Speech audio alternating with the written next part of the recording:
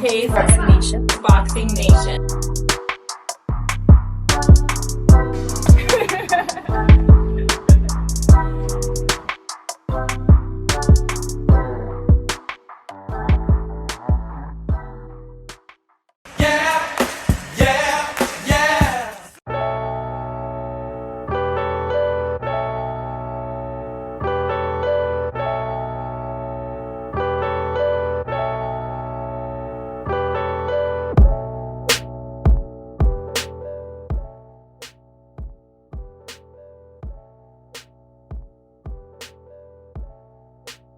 Dante's Boxing Nation, what's going on, guys?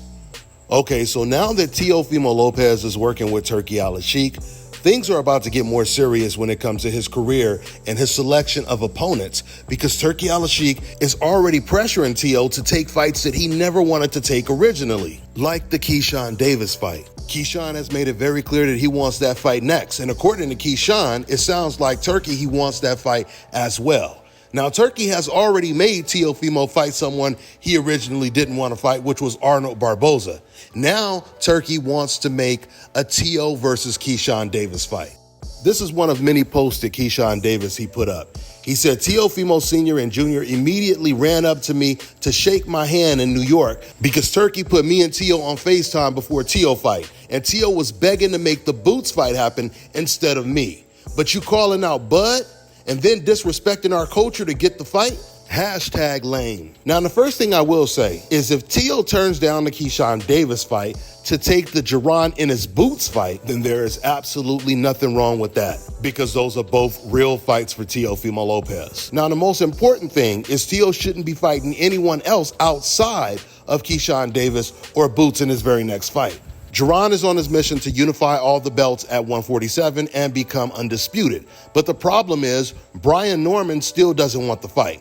Brian Norman, he just recently announced that he's going to be fighting someone else instead of Jaron, and now we're hearing that Mario Barrios is going to fight against Manny Pacquiao. This means Boots versus Teofimo Lopez makes sense. I mean, the KEYSHAWN fight, it makes sense as well, but Teo has some serious options. I personally think there's a very good chance that both KEYSHAWN and Boots would stop Teofimo, but I believe Boots has a better chance of stopping him. If you guys notice, Teo's face always falls apart when he fights. When he fought Arnold Barboza, when he fought Steve Claggett, when he fought George Kambosos. And I believe his face is going to fall apart within the first 4 rounds against a KEYSHAWN or a Boots. But the pressure is on Teo now. Now he has some real challenges, and we're going to see how serious he is. I do believe that he wants to fight Boots, but action speaks louder than words. And if it's not Boots, it should be KEYSHAWN. All right, so where did it start? It started in the Top Rank office. He had approached me after he did an interview, and he started talking to me. And he said that a lot of people is counting me against Pedraza. They think I'm going to lose or not look good. And I told him, that's their opinion. They can think that. I'm going to just show them. And he said, okay, I respect that, KEYSHAWN, but after you win, after you beat him, just don't call me out. I started looking at him. I started laughing like, what you mean don't call you out? This is the week of the fight. This is about the first week in camp. This is the first week in camp. This is what he told me. So when he told me that, I just started laughing like, like, okay, I might just do call you out in a joking manner, but right. I was confused on why he would say that to me. And then obviously you got into it afterward. I always wonder about this stuff after the fights. Is it real or is it fake? Yeah.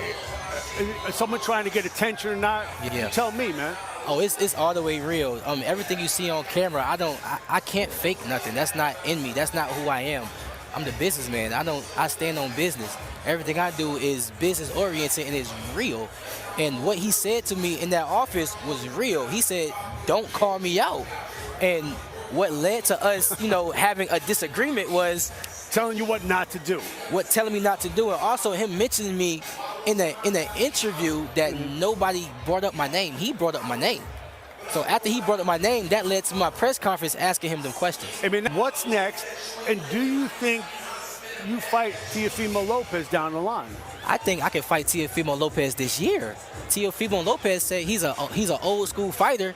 He likes to put on great performances. Teofimo, fight me. I'm right here saying I'm willing to fight you tell your promoters, tell Bob Aaron, we have the same promoter. Tell your promoter, send the contract to me. I will sign whatever you need me to sign, and we can make it happen. If you're an old school fighter, show me you're an old school fighter, and let's make the fight happen for the fans this year.